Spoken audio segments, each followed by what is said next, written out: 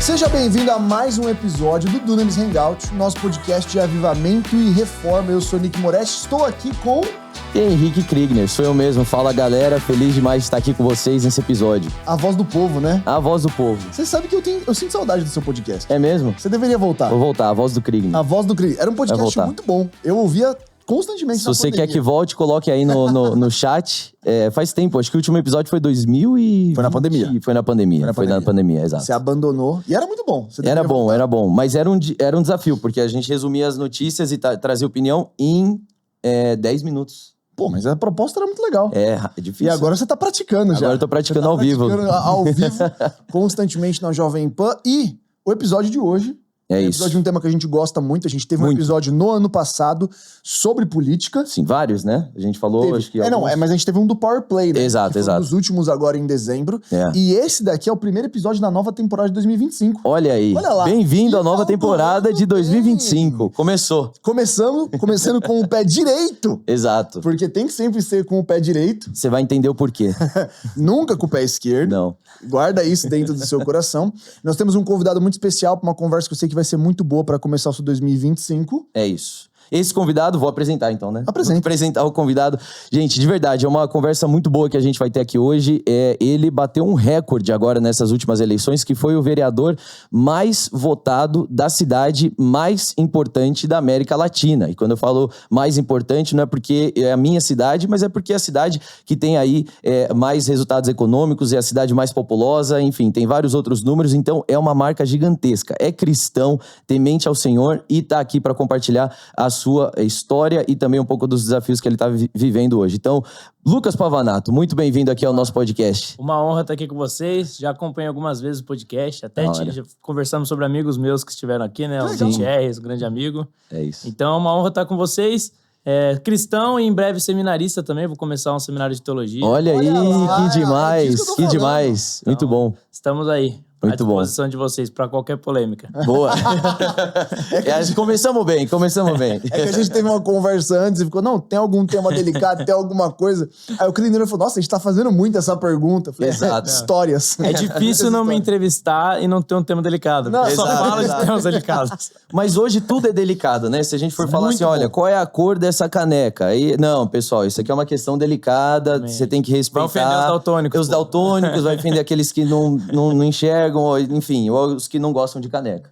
O que seria um problema, mas... Um canecofóbico. Exato.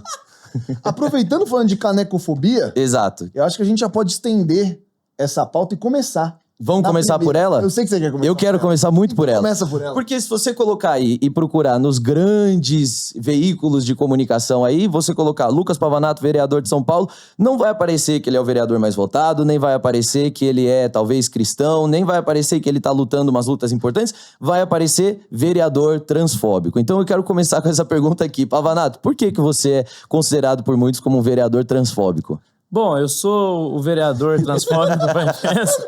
Essa é a pergunta mais inusitada para abrir uma conversa do podcast. Mas tudo bem. Não, eu sou o vereador transfóbico para a imprensa pelo mesmo motivo que boa parte das pessoas que estão assistindo esse podcast agora também devem ser consideradas transfóbicas pela imprensa. Talvez até a Bíblia, né? A Bíblia, um livro transfóbico. Aliás, a Bíblia, se você for citar algumas coisas que a Bíblia diz, hoje em dia, ela pode se enquadrar em preconceito religioso, né? Vide a Cláudia Leite. Exato. Ela muda a letra de uma música dela simplesmente citando Jesus e por isso ela é perseguida pela justiça. Imagina se a gente disser ou citar textos bíblicos que dizem que outras religiões cultuam a demônios. Se a gente citar isso, então estaríamos sendo transfóbicos. Transfóbicos não. Estaríamos tendo preconceito, demonofóbico. Preconceito religioso. Então assim... não só a Bíblia, mas todos os cristãos têm uma cosmovisão que enxerga que a sexualidade é algo claro, é algo bem definido e que os marcadores biológicos ali são importantes na definição dos papéis sociais. E isso a gente não pode mudar, a gente não pode abrir mão. O que eu propus no início da legislatura? Eu propus diversos projetos, não foram só relacionados a essas pautas, mas obviamente a imprensa prefere destacar isso. Claro. Mas os projetos são basicamente, um homem no esporte, ele não pode competir com uma mulher. Ou seja, um homem não pode dar porrada em uma mulher. Eu acho que já existia a lei Maria da Penha para isso. Só que agora, se for dentro de uma competição esportiva, eles querem legitimar. Uma criança, ela não deve ser submetida a procedimentos hormonais ou cirurgias que possam afetar o resto da vida dela. Então, o que acontece hoje? Uma criança de 6 anos, isso acontece, tá? Se ela se identificar como transexual e os pais corroborarem isso, eles podem iniciar um tratamento que chama de terapia de bloqueadores hormonais. O que é o bloqueador hormonal? Ele vai atrasar o desenvolvimento da puberdade em um menino, por exemplo. Só que esses medicamentos, no médio e no longo prazo, eles podem desenvolver diversos problemas de saúde para as crianças, inclusive levar elas à morte. Exato. Então, o meu projeto proíbe isso. O meu projeto garante a integridade das crianças. Outro ponto que é importante ressaltar, mais de 90% das crianças que têm disforia de gênero enquanto crianças, quando elas chegam na idade adulta, elas passam a se identificar com o próprio sexo. Ou seja, era só uma confusão natural da infância. Aí um pai pega uma criança confusa, submete ela a terapias que têm procedimentos irreversíveis e depois lá na frente a criança se arrepende. E aí? E aí onde vai parar a saúde psicológica dessa criança? Então, contra esse absurdo, eu também propus um projeto nesse sentido. E o outro é em relação a banheiros e vestiários. Existe uma divisão muito clara. Homem no banheiro de homem, mulher no banheiro de mulher. Por que sempre existiu essa divisão? Porque o banheiro feminino, o banheiro em geral, ele é um espaço de vulnerabilidade. Onde nós expomos as nossas partes sexuais. E é um espaço, e a mulher, fisicamente, ela tá em desvantagem quando comparada a um homem. Porque o homem tem até a questão da testosterona, tem maior densidade óssea, maior capacidade muscular. Isso coloca a mulher nesse ambiente fechado, de pouca circulação, em uma situação de vulnerabilidade. Então, para a proteção das mulheres, quem tem essa vantagem física, a gente cria uma divisão. Então não se trata de preconceito contra transexuais, muito pelo contrário. Acho que o Estado deve proteger qualquer indivíduo contra qualquer tipo de violência, mas nós também temos que levar em conta a biologia. Então, se eu sou transfóbico, a biologia é mais transfóbica do que eu, porque ela que determinou esses limites. Então, os teus projetos de lei vão falar que a pessoa que tem composição masculina não pode bater numa pessoa feminina. Isso aí. Depois vai dizer que a criança deve se desenvolver da maneira como ela nasceu pra ser. Exatamente. Se ela na vida adulta quiser fazer qualquer tipo de problema é dela. O problema é dela. E depois vai dizer que no banheiro de homem deve entrar homem, no banheiro de mulher deve entrar mulher. Isso é transfóbico. Exatamente. Só que daí eles vão dizer que homem não é homem, mulher não é mulher, né? Eu queria aproveitar essa pauta da segunda lei que você mencionou, que pra mim eu acho que ela é essencial, porque ela fala principalmente da criança e do adolescente. E quando a gente vai olhar para o Estatuto da Criança e do Adolescente, o objetivo do instrumento é a proteção do indivíduo vulnerável. E esse é o conceito inteiro de você proteger um adolescente. E como líder de adolescentes, que cuida de gente na igreja, eu tenho a história de um outro líder que compartilhou um adolescente de 12 a 13 anos, que ele sozinho foi até o SUS solicitar medicação hormonal, foi aceito, sem o consentimento dos pais, começou a tomar a medicação, começou a ter várias reversões no corpo. Depois de 1 ano de medicação, ele se arrependeu. E aí ele foi falar pros pais, tô há 1 ano tomando remédio. E as consequências... Não, e o corpo inteiro dele tava bagunçado. Porque começou uma parada dos pais percebendo que o moleque tava estranho. O corpo dele tava confuso. Ele não conseguia mais se encontrar no próprio corpo. E ele, numa conversa, ele falou, tô há 1 ano... indo aqui no postinho. Pago pelo SUS. Pago pelo SUS. Ele só ia e estavam dando a medicação. Se eu não me engano, ele tinha... Perdão, não era 12 a 13. 13 a 14 anos. Por quê? Porque ele conseguia andar independente, ele ia pra escolinha dele, fazia a parada dele e tava nessa situação. E claramente não tinha capacidade de escolha daquilo ali, porque ele era uma pessoa de 13 anos de idade. Esse é o projeto de todos que eu propus, o que eu considero mais essencial, né? Porque você tá lidando com crianças. Agora, você vê que são diversos contrassensos. Você tem no esporte regras muito claras proibindo o doping, por exemplo. Só que ao mesmo tempo que você proibiu o doping pra não ter vantagem física, você permite que a Tiffany, no vôlei, venha competir com mulheres. Qual a lógica disso? E como é que ela chegou lá, né? Como é que ela chegou nessa transformação hormonal toda, se não foi também através de outros hormônios que ela foi injetando no próprio corpo? Então, qual que é a diferença, né? Aproveitando que você já deixou a pauta aqui... Vamos aquecer mais. Você quer aquecer mais? Ou vamos aquecer. Gente dar uma acalmada? Então pode acalmar, vai, acalma, depois eu aqueço mais. Hoje vai ser bom. Aproveitando essa história, Pavanato, você falou das suas propostas de lei, mas você tem uma trajetória, né? Eu queria que a gente desse um olhar, não precisa ser todo o detalhe, mas você já tá há muito tempo envolvido com isso. Você comentou que você tá há 9 anos já envolvido com a política. Você veio para São Paulo de São José, já de cabeça dentro da política. Você tá há 8 anos dentro do furacão dá pra se dizer assim, sem parar. Então, essas propostas, elas não vêm do nada. E eu queria que você desse um pouco dessa trajetória, até porque você tem 26 anos, correto? Exatamente. E com 9 anos eu vim na política, você era um adolescente, então, quando você se envolveu. E eu acho que esse contexto... Um adolescente indo pra adulto. Exatamente. E eu acho que esse contexto é muito legal, porque um dos principais objetivos do Hangout é a gente dar direção também pra quem tá nessa fase de adolescência e o início da juventude, até os seus 21 anos, de beleza, o que você vai fazer? Pra onde Deus te chamou? E eu sei que você reconhece esse chamado de política, eu queria que a gente pudesse começar então desse ponto, do porquê que você veio pra São Paulo, como é que começou essa jornada de envolvimento? Fechou. Eu comecei a me envolver na política na época das manifestações pelo impeachment da Dilma.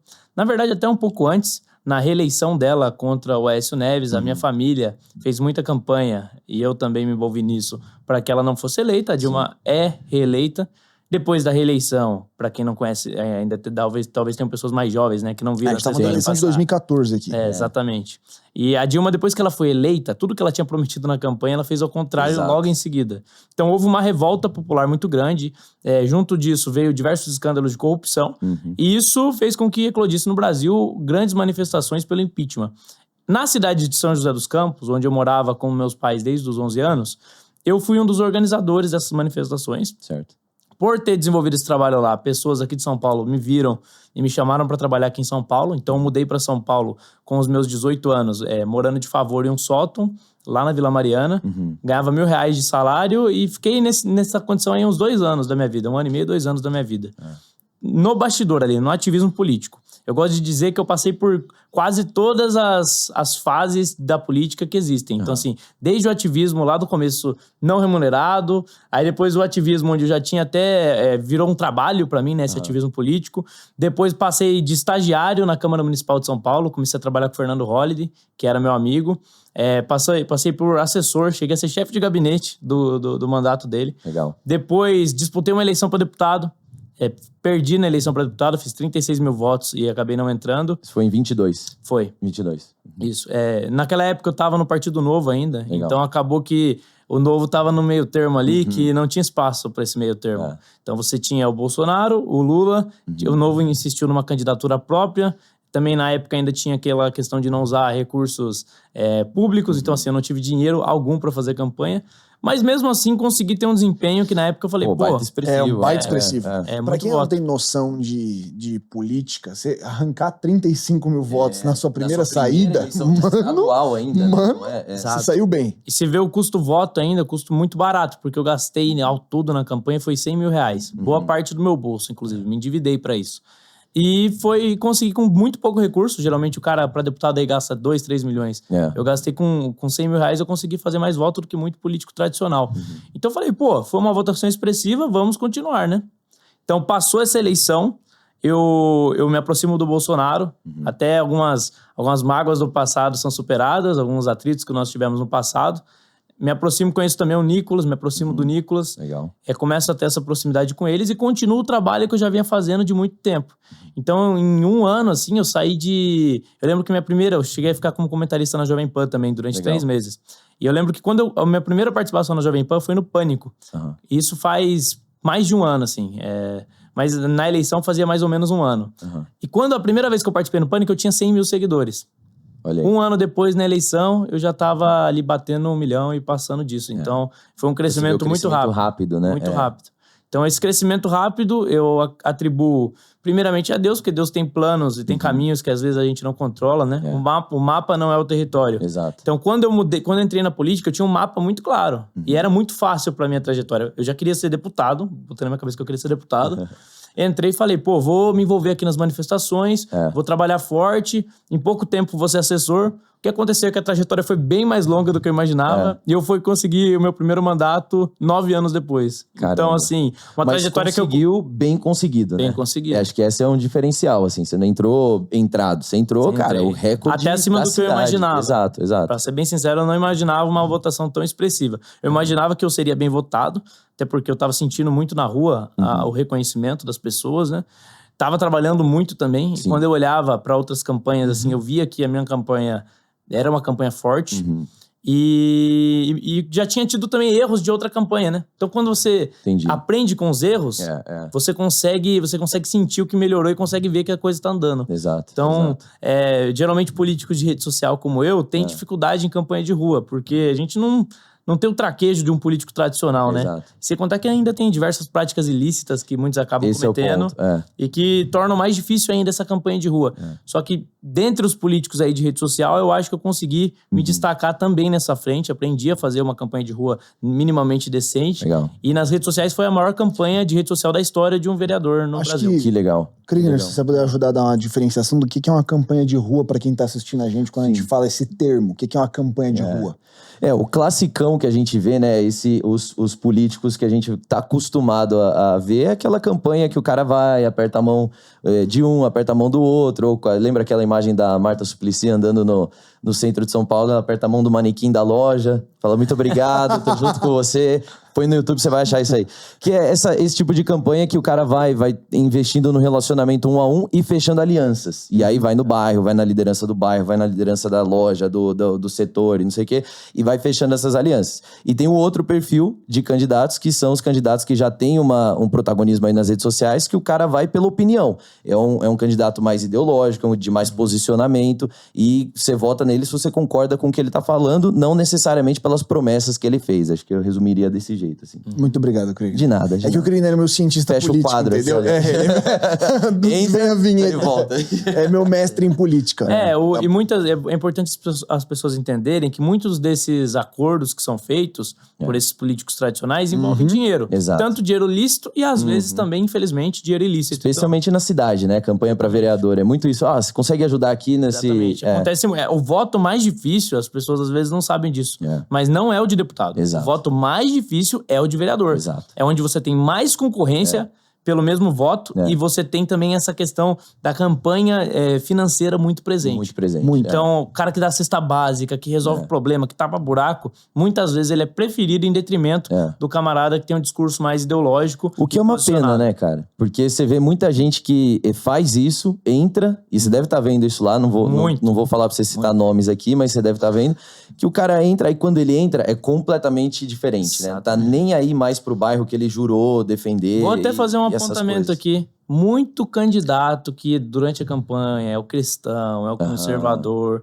depois de eleito, a postura é totalmente outra. É amigo de todo mundo, tem negócio com todo mundo e tá muito mais preocupado, às vezes, com realizar proezas ali financeiras, conseguir vantagens ali vindas da prefeitura do que em realmente se posicionar. Então acaba que quando tem que se posicionar, são muitos poucos que têm coragem, que não tem as amarras. Inclusive, uma das coisas que no segundo turno eu tinha colocado como condição para apoiar o Ricardo Nunes aqui em São Paulo, tinha sido espaços ali na prefeitura. Eu queria fazer indicações e aprender como funciona a gestão. Só que depois de um tempo, eu comecei a refletir e falei, cara, eu acho que ele vai querer usar isso como um mecanismo para me impedir de me posicionar. Então, na minha segunda reunião que eu tive com ele, já depois da eleição e tal, eu conversei com ele e falei assim, olha, eu gostaria ainda de manter indicações, etc., mas queria colocar uma condicionante, que é a possibilidade de eu fiscalizar a máquina pública aqui em São Paulo. Eu não posso abrir mão disso. Óbvio que eu não vou fazer para prejudicar o senhor. Eu vou fazer até mesmo para ajudar, porque eu posso trazer demandas, identificar problemas e a prefeitura pode corrigir. E daí o que eu percebi é que a resposta era negativa. Não existe essa margem. Então, se a pessoa ela consegue espaço em uma gestão, consegue indicações de, sei lá, de subprefeito, secretário, tem um custo. Tem um custo. E o custo é você abrir mão de fiscalizar, você abrir mão de se posicionar em determinadas pautas que são importantes para você e para o seu eleitor. E contextualizar que você, como vereador, a sua função primária é fiscalizar. O executivo, são 3 funções. Todo legislativo são 3 funções constitucionais. Primeira, representar a sociedade. Então, quando a galera fala, tá fazendo videozinho na rede social, isso faz parte da função de vereador. Para quem não sabe, tá na Constituição. Eu tenho que representar o meu eleitor e isso passa por falar.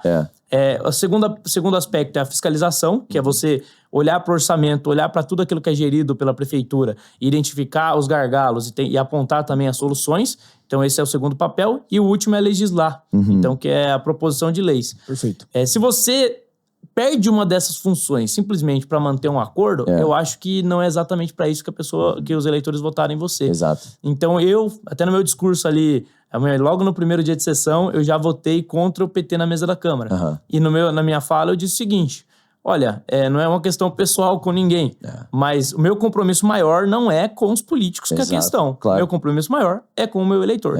Então eu prefiro manter essa coerência, prefiro ter dificuldade, às vezes até de aprovar projetos, do que me vender ao sistema e não dar satisfação àqueles que votaram em mim. E você percebe que é forte isso, por exemplo... Muito forte. Realpolitik aqui, vamos falar, né? Você tem a impressão de... Você já estava lá dentro, você já estava servindo dentro de um gabinete, trabalhando, já conhecendo a máquina como ela é. Mas aí depois você entra com o mandato na mão. E aí você percebe que, assim, as brigas... Que é a impressão que eu tenho também olhando, que é as brigas que a gente vê nas redes sociais, ou às vezes até dentro da mídia... É pra inglês ver. E esses clashes, assim, né? Então você tem os caras lá, não, eu sou super de direita, aí eu defendo isso. Não, eu sou super de esquerda. Aí quando fecha, desliga a câmera, todo mundo vira amigo e conversa, assim. Você vê essa realidade também? Sim, essa parte de conversar, nem acho que seja o problema, né? É importante você ter o diálogo. Você tem que conversar com os outros parlamentares, até porque senão nada anda. Exato. Pode acontecer de um projeto meu ideológico, cair no colo de um cara até de centro-esquerda, e ele que vai ter que relatar, ele que tem que dar prosseguimento pro projeto, e ele pode sentar em cima, fazer o projeto não andar. Se eu tiver um bom relacionamento com ele, em algum momento eu libero um projeto dele, ele libera o meu projeto. Isso acontece. É natural, faz parte do trabalho legislativo. O problema é que muitas das vezes a briga e o interesse da briga dos vereadores não é por conta de uma convicção. E é o que eu falei olhando nos olhos do prefeito. Eu não tenho problema nenhum de expor isso porque é a minha postura. Eu disse, prefeito, o negócio é o seguinte, se o senhor tiver uma pauta legítima, que diga a respeito à sociedade, que vai fazer bem para a população, o senhor pode ter certeza que o senhor não vai precisar me comprar igual precisa outros políticos por aí. O senhor vai ter o maior defensor dessa pauta na casa. E com a maior ênfase da melhor forma possível. Agora, quando algo estiver errado, o senhor também vai ter o maior opositor. Então, muita gente às vezes até não entendeu ali quando eu disse que eu tava me colocando como independente, né? Independente é exatamente isso. Não é ser oposição, é o oposto da oposição. A oposição, ela... vota contra a prefeitura, muitas vezes mesmo a pauta sendo boa. Já a base, ela vota com a prefeitura, mesmo às vezes a pauta sendo ruim. Exato. Então, eu não quero estar em nenhum desses extremos. Eu vou olhar o que é bom, no caso agora dos motoristas de aplicativo de moto. Vamos falar disso aí, que é uma pauta boa também, interessante. É uma pauta que tá escancarando bem isso, entendeu? É uma convicção minha. E por mais que seja desconfortável pra muita gente, eu tô optando por ir pro confronto. E você tava falando, né, que... Bom, pra contextualizar... Quer contextualizar? Eu ia pedir pra contextualizar. Então abre de novo aqui o quadro. O que tá acontecendo? Em São Paulo é proibido por um decreto municipal de 2023, se não me engano, que tem a função do mototáxi, que é comum em várias outras cidades, inclusive aqui perto de São Paulo também, que é o cara que dirige uma moto não pode entrar lá no aplicativo 99, Uber e etc. E oferecer mototáxi, proibido por um decreto do prefeito. Agora, isso está sendo revisto, porque uma empresa, principalmente a 99, foi lá e liberou, né? E falou, ó, tô nem aí pra esse decreto, vou liberar, vou fazer. Então tá indo pra justiça, tá indo todo o debate. E quem levantou essa pauta dentro da Câmara para fazer disso uma questão e liberar isso tudo foi o Pavanato. Então, se você quiser contar um pouco mais disso aí também, porque eu acho que uma coisa que é importante o povo entender é assim, tem certas coisas que são brigas, que às vezes a pessoa tá lendo lá no celular e ela fala, poxa, mas por que tá brigando, entendeu? Por que tá fazendo? Mas se não tem uma voz que briga primeiro para depois vir construindo, o negócio não anda, né? Não, e as duas coisas caminham junto, né? Ao mesmo tempo que eu tô divergindo do prefeito publicamente, inclusive encerrei uma blitz que eu fui fiscalizar, ao mesmo tempo eu também propus o projeto que regulamenta para trazer segurança para o transporte aplicativo e que também permite a atuação do transporte. Então, não é uma coisa, não anula a outra. E antes de entrar no assunto em si, é interessante deixar claro, todas as vezes que se noticia alguma pauta de gênero, por exemplo, na mídia, que nem essa, Pavanato é transfóbico, etc.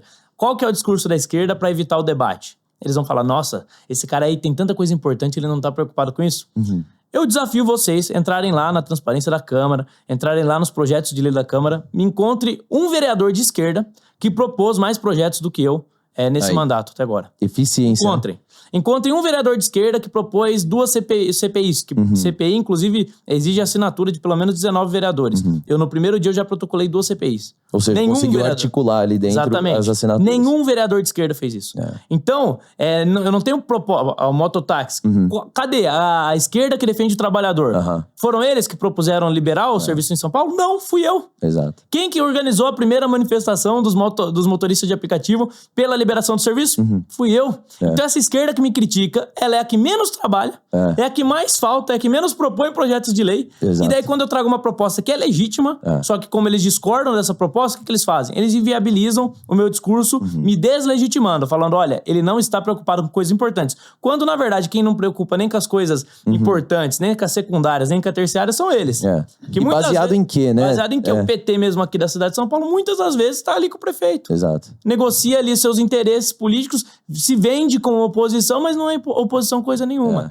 Então, em relação aos aplicativos, muita gente, existe uma preocupação legítima, que é em relação à segurança. Inclusive, é esse o discurso que o prefeito tem explorado. Vai piorar a segurança na cidade de São Paulo.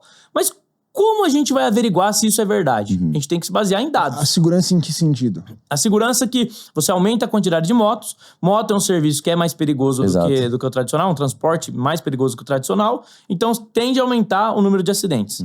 Essa é a questão que o prefeito vende pelo menos ao público. E aí, acidentes geram custo, ocupação de leito em hospital, essas coisas assim. Exatamente. Só que a questão é a seguinte, eu confrontei, inclusive tá gravado, postado, o secretário frente a frente e perguntei, inclusive também o diretor lá da SP Trans, quais os estudos vocês têm mostrando que o aplicativo de transporte de passageiros aumenta os acidentes?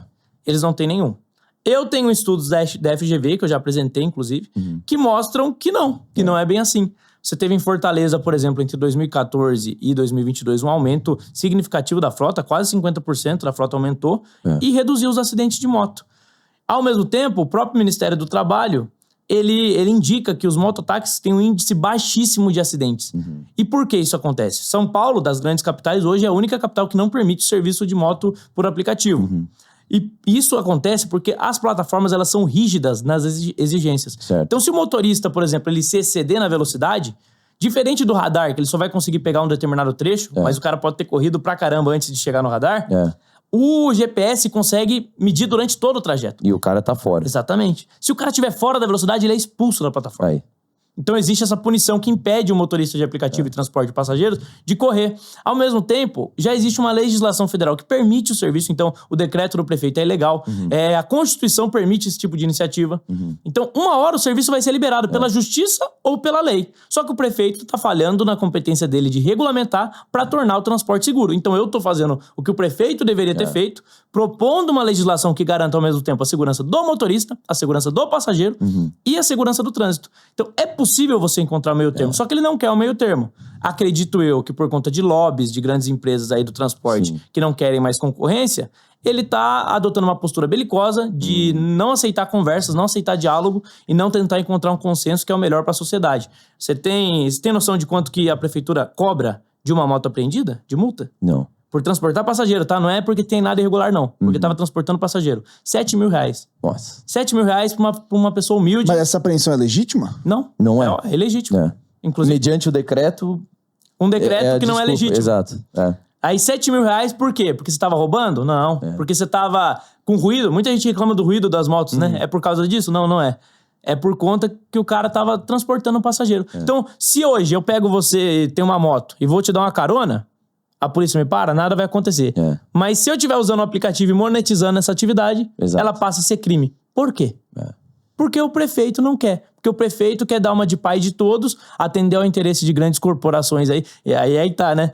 A esquerda que diz combater as grandes corporações, quando se trata desse lobby, ela não critica. Então, ele fica contra o trabalhor. É uma briga de... Pode falar. Não, puxa. O que eu ia falar é que, assim, é uma briga que uma hora ou outra ia explodir. Como você falou, tinha esse decreto não tem base jurídica suficiente para se permanecer de pé. mas não explodiu. E por que não explodiu? Porque ninguém foi lá e cutucou a ferida e dizer, olha, isso aqui está errado, nós não vamos permitir isso, nós não...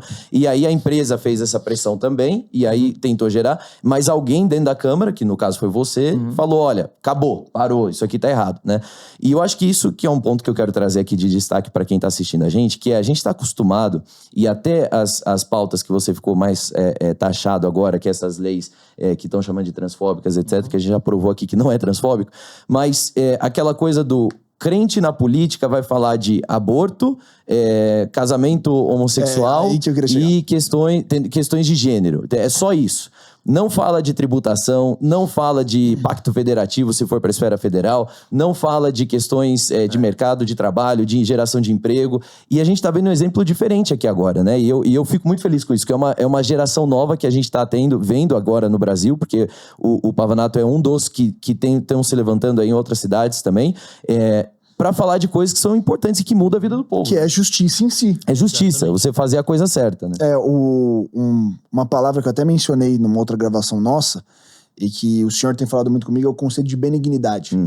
Que é uma parte do fruto do Espírito, que você vai ouvir talvez uma mensagem sobre isso, mas é o ato de você olhar as pessoas como Deus as olha. Exato. É você ver justiça, dignidade e honra nelas, a imagem de Deus. E é você tratar elas nessa percepção de imagem de Deus. E é difícil, hein? E difícil pra caramba. Só pelo Espírito Santo. E essa é a noção de justiça. Quando eu olho pro irmão, eu olho pra ele com os mesmos olhos de Deus. E estabelecer justiça é um chamado do cristão. E o que você falou é perfeito. Porque senão a gente começa a incentivar uma bancada evangélica que ela é puramente moral. Exato. E que tem o seu valor. E deve ter também. Mas ela não pode ser só moral e disfuncional. Ela e não pode ter eficiência. ser o que acontece hoje, inclusive fazer uma crítica que muita gente não vai gostar, mas a bancada evangélica hoje, ela é uma bancada que no discurso moral ela se posiciona de um jeito, mas é extremamente fisiológica. Só pensa em dinheiro, só pensa em emenda parlamentar, só pensa em cargo, só pensa em espaço no governo, vota aumento de gastos, vota aumento de imposto. Boa parte da bancada evangélica hoje já está vendida para o governo Lula. Há pouco tempo atrás, quando era o governo Bolsonaro, se dizia a total oposição ao governo Lula. Então, cadê a coerência? Não adianta falar de aborto em eleição para ganhar voto, não adianta falar contra a ideologia de gênero durante a campanha para ganhar voto, e depois, quando político, tem uma postura incoerente, andar do lado dos corruptos, andar do lado de quem não presta, de quem está fazendo aquilo que é errado, porque é aquilo que aconteceu quando Jesus veio ao mundo, né? Eles colocou contra os líderes religiosos. Exato. Os saduceus, que eram a liderança religiosa política da época. Então, assim, não adianta ter o discurso, não adianta ser líder religioso. Ser líder religioso não salva ninguém. E não gera transformação, né? É mais um clube que você tem ali de representatividade. Assim como tem os sindicatos dos operários e dos metalúrgicos. Aí tem os crentes que votam no fulano. Exatamente. Que não faz a Bíblia deixa um padrão nenhuma. muito claro, né? Do que é ser um governante. Exato. E ser um governante na Bíblia é servir. Por quê? Porque o maior do reino dos céus é aquele que mais serve. Então, quando os discípulos estavam disputando ali, olha, quem vai sentar à sua destra, meu senhor, etc. Ele falou assim, olha, vocês estão com uma visão um pouco distorcida do que é ser rei, né? Do que é reinar. Reinar é você servir mais do que todos. Exato. Perfeito. Exato. Então, o político que ele se diz cristão, mas em vez dele servir ao povo, ele tá se servindo do povo, então ele não tá sendo cristão. Ele tá com a mesma mentalidade dessa era. Exato. Que é a mentalidade de exploração, é a mentalidade de usar as pessoas em benefício próprio. Eu, como vereador, obviamente eu sempre vou falhar. Sou imperfeito, tenho os meus pecados, os meus defeitos, e tenho lutado contra isso. Agora, eu vou buscar, pelo menos. Eu vou perseguir, pelo menos, servir as pessoas em vez de me servir delas. Exato. E como é que você tá fazendo isso? Te cortei de novo. Não, você faz o que como é que você faz isso na prática, assim, no dia a dia? Você tá lá já no começo do teu mandato, já tem aí... Estamos no dia 23 aqui agora, não, estamos em janeiro, e a gente tá falando desse tema. Você já tá aí há quase um mês, com o poder na mão, sentado num gabinete. Imagino que um monte de gente te ligando, pedindo acesso, pedindo isso, pedindo aquilo.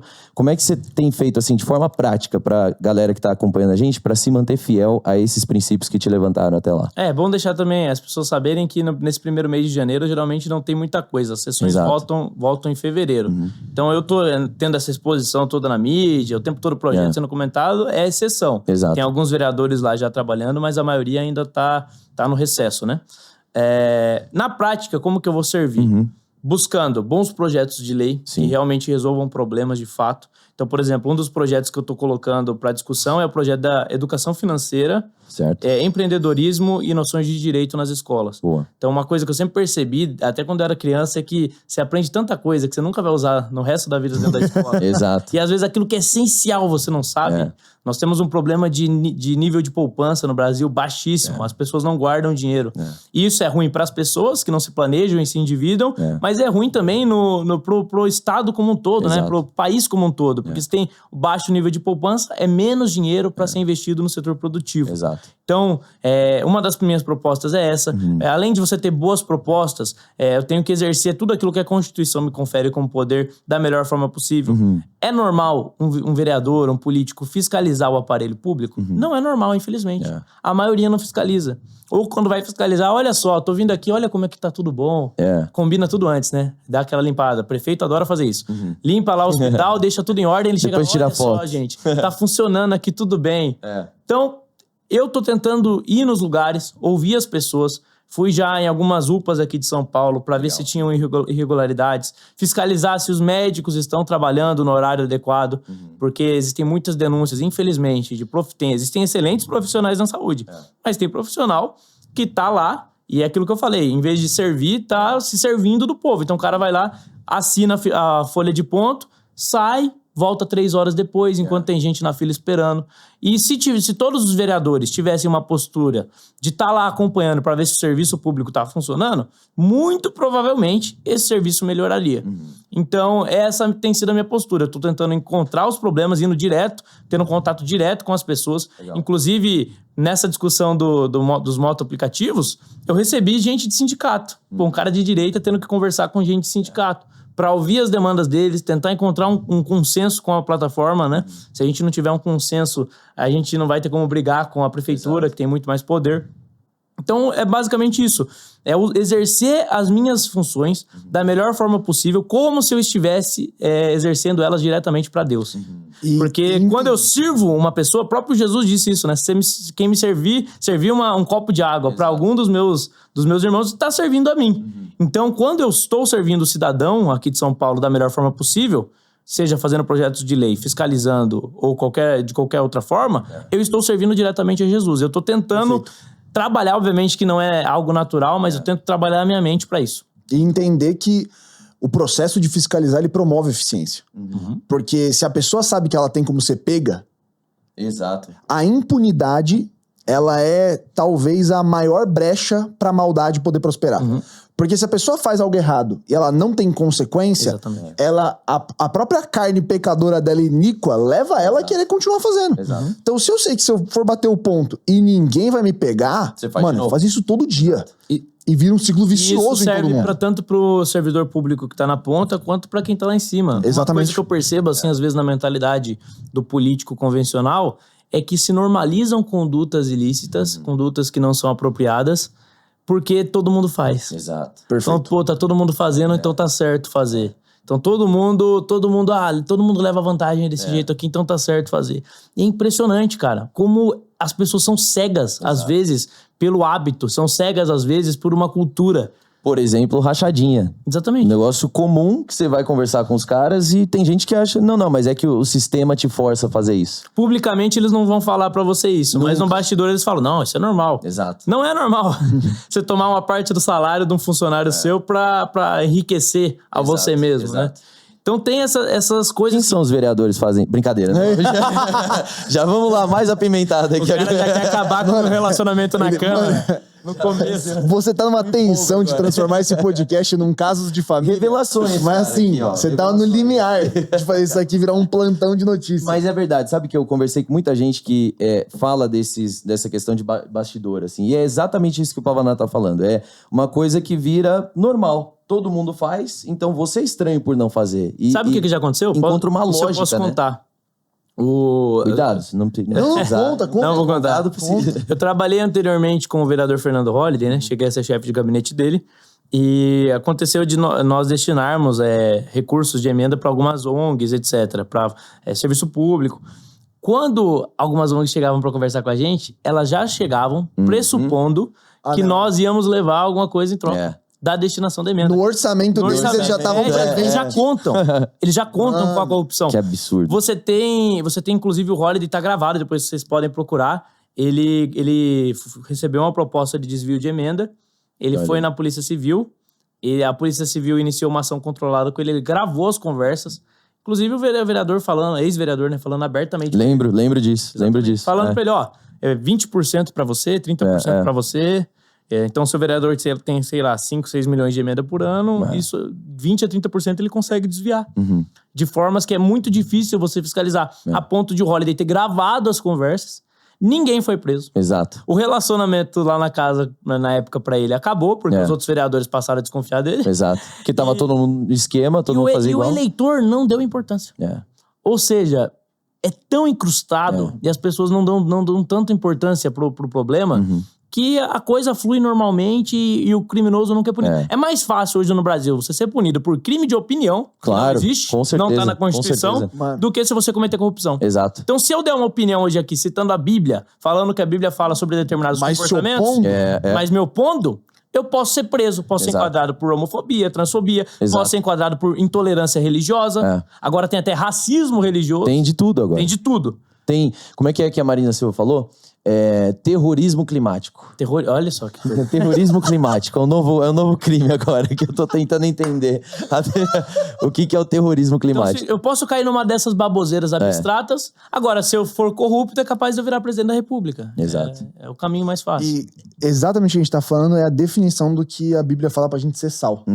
Exato. E essa é uma interpretação que eu gosto muito. Até falei no episódio que a gente teve aqui com o Guilherme Kilter, que também foi eleito. Foi eleito. Também bateu um recorde. Batendo recorde em Curitiba. O mais jovem de Curitiba e o segundo mais votado da cidade, né?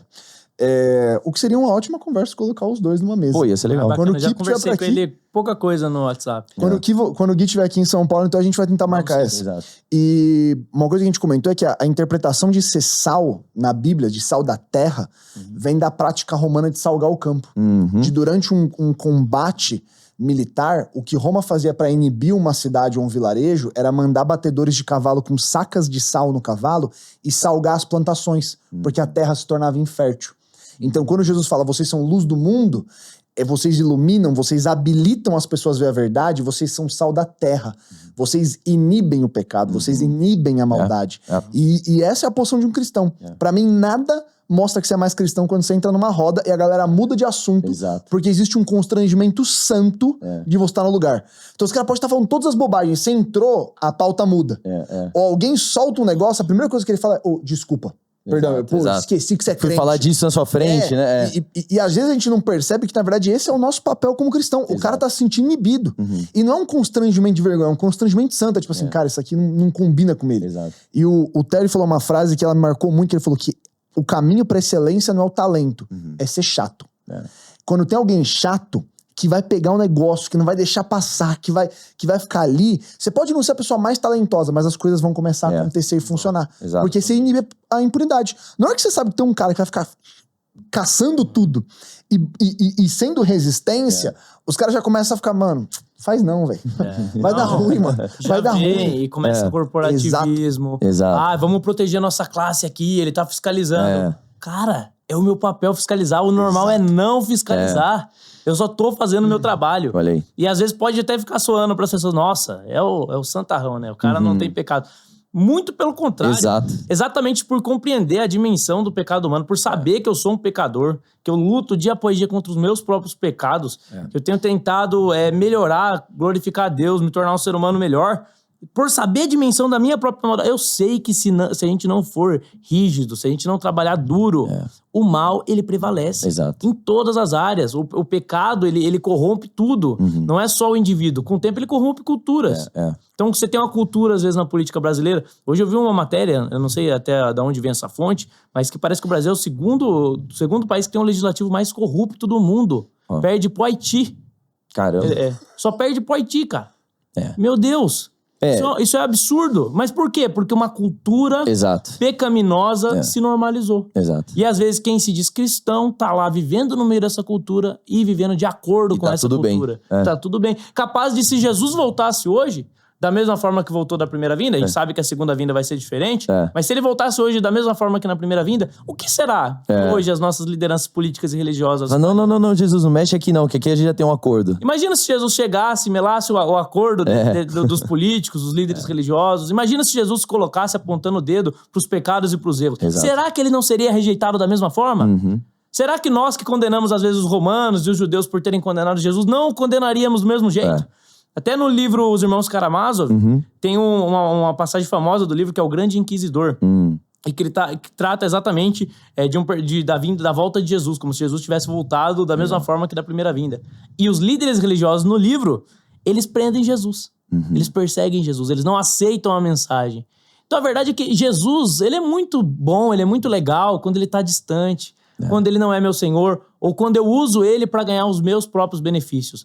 Agora, Jesus, ele é inconveniente quando ele se torna o meu Senhor. Exato. E quando ele faz as exigências de que eu tenho uma vida correta. E de que aquilo que é o melhor, que eu sinto que é o que vai mais me satisfazer, é aquilo que eu tenho que negar. Então, quando a gente fala, negue-se a si mesmo, a gente tá falando de tudo, cara. É também da sexualidade, mas é também, às vezes, de não sentar em determinada roda, às vezes de não participar de determinada negociação. É de entender que o dinheiro público que a gente tá administrando, ele também é sagrado, porque não existe essa divisão entre sagrado e profano, ele também é sagrado e a gente tem que respeitar. Então, se a gente não tiver essa consciência ampla do que é o senhorio de Cristo... Está ali servindo a Deus, né? Cara, entender que você está servindo a Deus. Essa frase é muito forte. O dinheiro público, ele também é sagrado. Isso é mordomia bíblica. Exato. Na seu essência. Melhor, na essência, assim, na base. In the root. Eu ia falar... Desculpa, a gente não consegue. A gente vai puxar pro inglês. Mas de entender que esse dinheiro não é meu. Porque o princípio da mordomia é esse. É entender que nada é meu. Ainda mais que eu tô na política, o cargo não é meu. Foram várias pessoas que votaram em mim pra me dar. Esse dinheiro não é meu, é da várias pessoas que votaram em mim. E o benefício que eu tô gerando não é pra mim, é pros outros. Então, nem eu mesmo sou meu. Exato. Eu não posso ordenar que o meu cabelo cresça ou que ele caia. Já não vivo mais pra mim, né? Muito bom. E eu queria levar isso aqui um pouco mais adiante, Pavanato. A gente tá falando da questão da função e da política, só que hoje você acha que você é sozinho lá? Você acha que tem outros? Olhando pra cena hoje, tá? 2024, acabamos de ter eleição, 2026 tá vindo outra eleição. Você tá numa postura bem, vamos dizer assim, picante. Como eu posso falar outra palavra pra tritosa? Tritosa é uma palavra que não existe, eu acabei de criar um neologismo. Eu tô tentando entender por que o picante, mas assim, continua aí. Provocativo.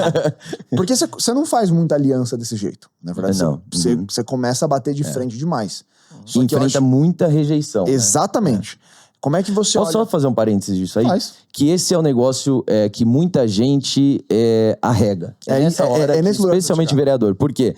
Não consegue fazer alianças, logo os projetos em geral tendem a ser mais rejeitados e aí ele não tem tanta prestação de contas para a população e a população às vezes pode ser levada a acreditar, poxa, olha, fulano não fez nada. Mas não é porque ele não fez nada, porque ele ficou lá dormindo dentro do gabinete. É porque ele enfrentou uma máquina que estava se opondo. Ou seja, qualquer projeto, se ele aprovasse um projeto que fosse beneficiar inteiramente a cidade, ele teria resistência, né? Então esse é o risco que alguém que se posiciona pelo certo corre, né? Só pra fazer um... Não, e esse comparativo de...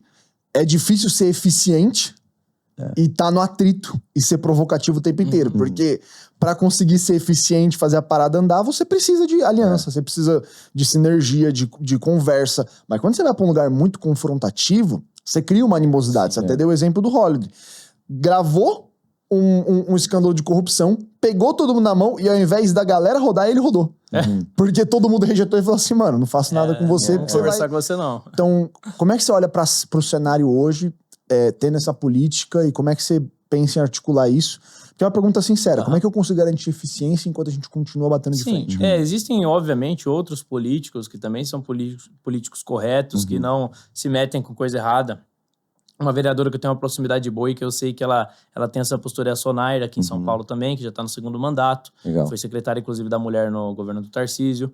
Então, existem esses vereadores, não sou só eu, o senhor da razão, e nem todo mundo também é combativo como eu, e não precisa ser, existem posturas diferentes na política. Agora, um negócio que eu deixei bem claro na minha cabeça, eu não vou conseguir comprar todas as brigas ao mesmo tempo. Eu não vou conseguir ser inimigo de tudo ao mesmo tempo. Então, eu vou tentar conservar o máximo de relacionamento possível, com quem for possível. Vou fazer aquilo que for certo e vou escolher bem as brigas que eu devo comprar. Legal. Não preciso me corromper para isso, mas eu tenho que ser inteligente e estratégico. Agora, também tem que ter um nível de desprendimento, que é o seguinte, eu lutei muito para chegar onde eu cheguei. São 9 anos de dedicação absoluta na minha vida à política para conquistar o objetivo de ser vereador aqui na cidade de São Paulo, que é um cargo importantíssimo. Ainda mais da forma que eu consegui. Sim. Eu posso ser muito bem tentado a ter medo de perder isso. E esse medo pode me paralisar. Então, eu tenho trabalhado na minha mente no sentido de que se eu perder hoje meu mandato, perder hoje meu prestígio, minhas redes sociais, eu não perdi nada. Porque Deus está no controle. Então, eu tenho tentado me convencer disso, entendeu? Legal. Pra não ter medo. Não ter medo de perder rede social, não ter medo de perder mandato. Não ter medo. A única coisa que eu tenho que ter medo é de perder o meu relacionamento com Deus e de fazer alguma coisa que me impeça de dormir, de colocar a cabeça no travesseiro. Então, aquele cena da Tropa de Elite lá, né? Você pode escolher ou se vender pro sistema ou ir pra guerra. Eu escolhi ir pra guerra. E é o que eu falei na eleição, falei depois de eleito, já falei em plenário. Eu sou um soldado. Os eleitores que votaram em mim, eles votaram em mim porque eles enxergavam no meu comportamento coragem.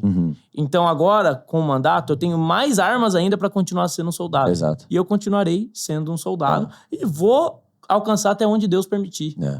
Até onde for da vontade dele, até onde eu conseguir mudar. Muito bom.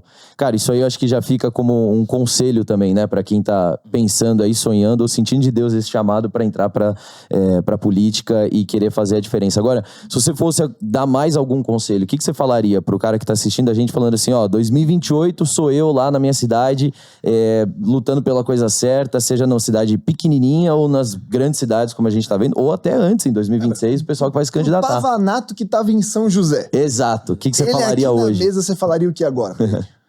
Cara, primeiro, 2 erros que eu acho que são básicos, assim. O C.S. Lewis, ele fala no livro dele, não lembro qual, que o homem, ele comete 2 erros. Quando ele tá caindo para um lado do cavalo, ele tenta se corrigir na sela e ele acaba caindo pro outro. Ou seja, o que ele tá querendo dizer? Quando a gente tenta corrigir um extremo, a gente acaba caindo no outro. E a igreja, ela já cometeu os 2 extremos, né? Que é, ora, não se importar com política, demonizar a política e permitir que apenas os ímpios governassem a política. E outra hora, se envolver tanto com política a ponto de a política se tornar o centro e o evangelho se tornar secundário. Comprometer a mensagem do evangelho. O evangelho, ele não é conservador, ele não é liberal, ele não é comunista, ele não é socialista. O evangelho é o evangelho, ele está acima de qualquer ideologia humana. Perfeito. Então, a mensagem do evangelho não pode ser comprometida por um envolvimento político. Eu não posso espantar uma pessoa que tem uma visão mais à esquerda, que defenda um pouco mais de Estado, de ouvir o evangelho por conta de uma postura política, por me alinhar com determinado político. Ao mesmo tempo, eu não posso deixar de atuar politicamente, porque Jesus orou para que nós não fôssemos tirados do mundo. Então, estando no mundo, nós também temos que lidar com política. Então, eu acho que é ter essa sabedoria de discernir que a gente não pode fazer o papel que o mundo espera da gente, porque eles vão dizer, olha, o Estado é laico. Sem entender o que é Estado laico, para tentar impedir que o religioso atue na política. Estado laico é exatamente a garantia de que o religioso possa também atuar na política. Perfeito. Assim como qualquer ideologia política. Não é um Estado ateu, é um Estado laico. Então a gente não pode cair nessa narrativa, não podemos fazer a vontade do inimigo, mas também não podemos cair no outro extremo de muitas vezes não olhar na cara do meu irmão dentro do culto porque ele pensa politicamente diferente de mim. Obviamente que tem ideologias que são contraditórias com a palavra de Deus. Opostas. Comunismo, agenda woke, é contraditório, não tem como conciliar. Mas nem sempre, dentro do que é possível para um cristão, os cristãos vão concordar. Tem até Steve Gutierrez, que é um amigo meu. Ele é um cara que não concorda com muita coisa da minha visão de mundo política. Nem por isso ele deixa de ser meu irmão em Cristo. Nós somos irmãos em Cristo. Ele não pode deixar. Eu não posso dizer que alguém é salvo porque votou em determinado político. Não. A pessoa é salva porque creu em Jesus Cristo. E se eu reduzir o evangelho a simplesmente um ser humano, a um político, meu Deus do céu, perdeu totalmente a eficácia.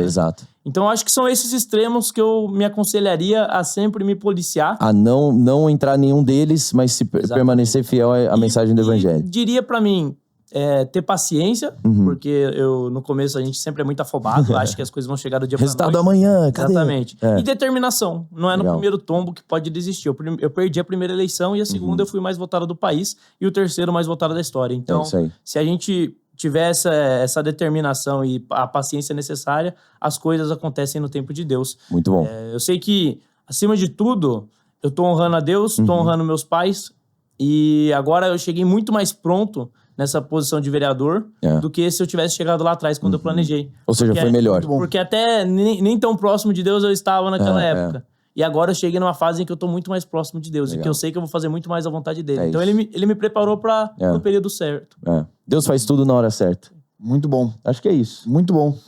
Ótimo conselho. E acho que para você que tá assistindo, que tem vontade de entrar na política, a gente precisa de mais vozes que são sal. Exato. Mais pessoas que conseguem ter benignidade e o fruto do Espírito lá dentro. E então, permanecem assim, né? E permanecem promovendo justiça. Entender que o verdadeiro rei é Jesus. Ele é o nosso líder político. E não o Estado. E eu acho que essa é uma tensão. O ponto final aqui, eu acho que é o... Fecha com chave de ouro, que é essa tensão de entender que a gente precisa... O objetivo da gente fazer tantos episódios de política no Hangout recentemente, é que a gente percebeu que, pra muita gente mais jovem, tava começando a virar algo que dava uma sensação de enfado falar de política. Tipo, mano...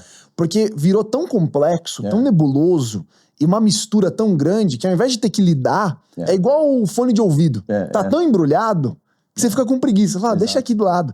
E tem que desembrulhar. Tem que colocar a política no seu lugar, colocar o evangelho no seu lugar, e saber que as coisas, elas têm sim uma sincronia, mas que Jesus, ele não vai...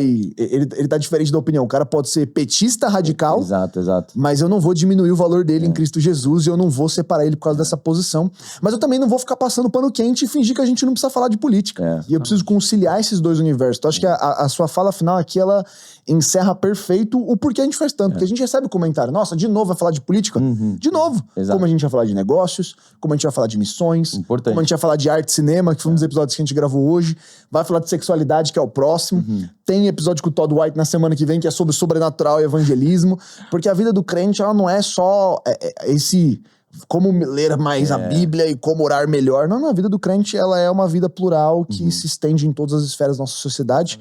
Então, eu só queria aproveitar para trazer isso de luz, porque às vezes a galera acha que isso aqui é só um papo porque a gente gosta de política. Não é. É que você, como cristão, tem que pensar política. É bíblico, né? E é central a palavra. Se importar. Tem que se importar, sim, com as CPIs. Tem que se importar, sim, com falta de normatividade na prefeitura. E tem que estudar também, né?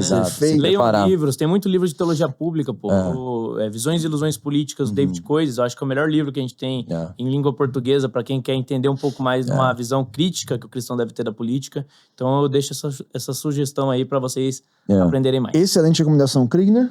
Eu acho que a coisa final, só pra gente dizer, é a importância do crente aprender a pensar, sabe? A gente fazer esse exercício de... Eu tô ouvindo o Pavanato falar, tô ouvindo o Nick falar, tô ouvindo o Kriegner falar, tá bom, o que eu acho sobre isso, o que a Bíblia fala sobre isso, o que talvez eu fiquei com dúvida, talvez eu não concordei, por que não concordou e onde você não concordou e o que talvez você acrescentaria. Eu acho que essas coisas é o exercício que você precisa fazer. Muita gente às vezes vai ouvir podcast pra saber assim, ou vai ouvir uma pregação pra o que eu devo pensar sobre tal coisa, como que eu devo me posicionar. E não é esse o objetivo, sabe? Não é assim que a gente gera uma igreja que avança de verdade e ocupa os lugares. Você tem que olhar e falar, tá bom, isso aqui são os argumentos, isso aqui são os pontos, tá. O que a palavra fala sobre isso, qual é a minha visão sobre isso. Porque dessa maneira você vai conseguir pensar algo que talvez a gente não falou aqui ou a gente não pensou. Mas aí você complementa e leva essa pauta para mais longe ainda e tornando ela mais efetiva, né? Eu acho que esse é o exercício que a gente precisa fazer. É pensar. Ouve, pensa, escuta, pondera, reflete sobre isso. Estuda sobre o assunto. A gente falou de várias coisas aqui. E aí é a hora de você trabalhar nisso agora para botar a mão na massa também. E se você tem um chamado para governo, se você tem um chamado de Deus, uma vontade de atuar nessa esfera, você precisa ficar sempre ligado aqui no Hangout e todas as outras coisas que a gente solta no Dunamis também, para que você seja equipado para isso. Então, se você tá no YouTube, quero te fazer o convite a você se inscrever, ativar o sininho, colocar seu comentário aqui. Nós lemos todos os comentários e respondemos a grande maioria. Se você está nos ouvindo pelo Spotify ou outra plataforma de áudio, também nos segue. Continuamente estamos postando. Kriegner, você pode fazer a oração? Na verdade, não. É o Pavanato. Pavanato, nosso convidado. Você pode orar pra gente encerrar? Aí. A oração vai ao vivo também, olha. Ao vivo. Não, a oração é ao vivo aqui. A gente sempre encerra o episódio com uma oração. É isso. Maravilhoso Deus, eterno Pai, agradecemos por essa oportunidade de estarmos aqui nesse programa, falando a respeito da sua palavra, falando a respeito de teologia pública e de como um cristão deve se portar. Pedimos perdão, acima de tudo, por nossas falhas, pelos momentos em que nos colocamos como centro, sendo que o Senhor é o centro, e pedimos para que o Senhor nos conscientize cada vez mais da importância da tua palavra e de como devemos nos portar, tanto politicamente quanto nas nossas vidas. Espero que a Igreja de Cristo ela venha cada vez mais desenvolver uma consciência equilibrada do que é ser político, do que é atuar na política e do que é levar o seu reino para todas as esferas. E entender, acima de tudo, que a política não deixa de ser um campo missionário. É isso que te pedimos, em teu nome. Amém. Amém. Amém. Amém. Deus te abençoe, Pavanato. Muito obrigado por estar aqui com a gente. Mano. Pavanato, agradecer. Você tá aqui, a gente quer entregar o presente como Dunamis Fabric. Olha aí. Você vai sair bem vestido. A farda. Que agora a gente entrega presentes bonitos. É isso aí. Uou! Olha aí. Olha lá. Espero que o número esteja certo. Top demais. Acho que tá certo. Pegamos o M. É o seu? É M. Serve, tá top. Senão a gente já troca aqui fora do ar, não tem problema. Muito obrigado. Queria que com as considerações... Eu vou ficar meio gordinho com essa. Mas obrigado aí, gente. Top demais. Bom demais. Conta comigo. Valeu. A gente se vê na semana que vem. Tamo junto. Falou? Tamo junto. Valeu. Tchau. Até a próxima.